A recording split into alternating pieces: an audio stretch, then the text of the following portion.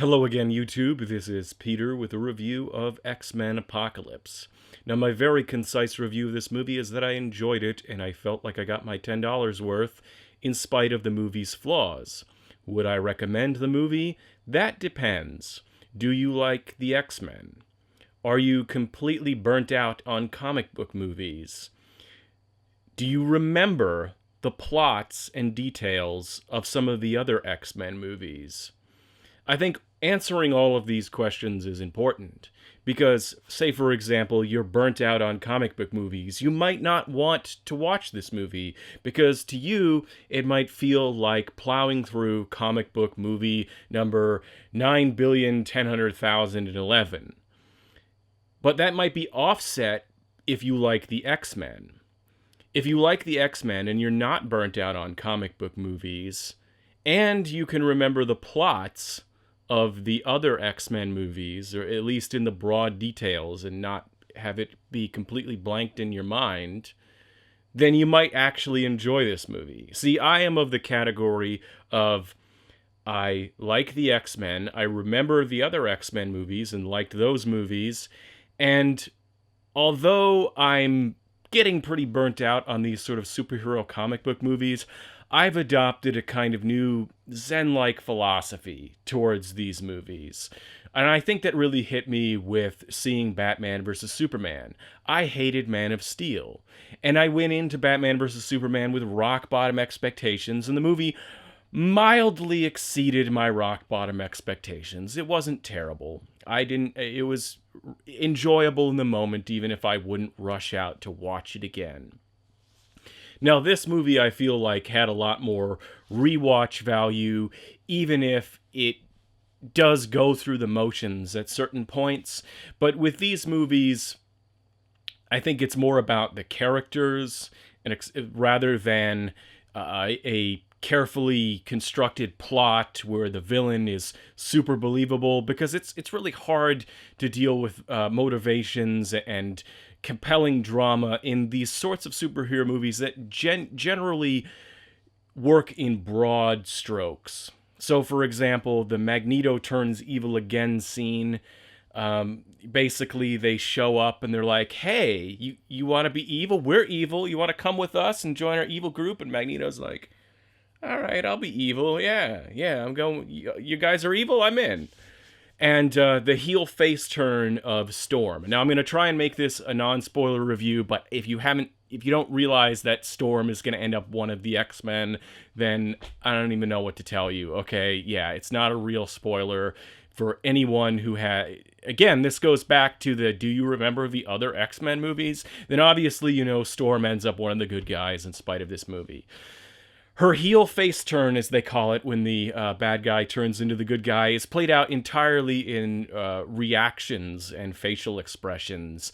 And they set up enough of it where you can understand in broad terms why she changed from following Apocalypse to becoming one of the X-Men and turning on him. But at the same time, it's not a deep character study, okay? It's just not that kind of story. That's not the way that these stories work, and you just have to accept it. You have to accept the big action set pieces and the destruction porn. You just, gotta... Again, it's my own Zen-like philosophy of acceptance towards what are not only the flaws of a movie like this, but the flaws of pretty much all of these comic book movies. On the rare occasion, for a movie, say, like Guardians of the Galaxy, I felt like that was a movie that really charmed me in a way that went over and above the sort of standard comic book action fare. It's like, okay, this movie's really charming, and I liked it, I enjoyed it, it was funny, touching, all those sorts of things. It won me over above and beyond typical comic book movies. And I suppose if I really press my brain, maybe I can think of some other examples. But these movies are what they are. And I think that they appeal largely to teenagers. That's what they're marketed towards. Last year, I took my nephew to see Age of Ultron. And that movie my nephew at the time was like 13 years old, and I felt like, yeah, if I was 13 years old, I would have enjoyed this movie a lot more than I did. And this is another example, because I liked the X-Men and the other X-Men movies for the most part. I enjoyed this movie, but if I was only a casual fan, if I couldn't remember, maybe I wouldn't like this movie. Maybe I would have liked this movie a lot more if I was, 14. It's all perspective. Like, do you like these characters? Do you like this, the X-Men? Can you remember the previous movies? Are you fans of these films? I think a lot of that goes into how you approach this movie. And this movie, of course, has been panned, and I think on a certain objective level, yes, it's not quite as good as Days of Future Past or The First Class. But at the same time, I also think that because it's the third movie in the film, they make a joke about the third movie in a trilogy within this film, that it's very cumulative, and so it has difficulty as a story standing entirely on its own. And so for the casual viewer, the people who can't even remember what happened in the other film, because let's face it, a large percentage of the population, they can't even remember what they had for breakfast, let alone in a film they might have seen once 5 years ago. It might not click with them. So if you're one of those people, it might help you in enjoying this film to go back and rewatch some of the previous X-Men movies, particularly, say, First Class and Days of Future Past, because they're enjoyable anyway, and then go see this movie, and I think you'll probably get more out of it than if you can't remember.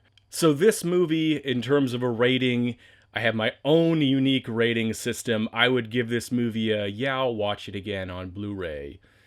Not exactly my highest rating, but it's not, I'd rather stab my eyes out than watch this movie again. So, okay.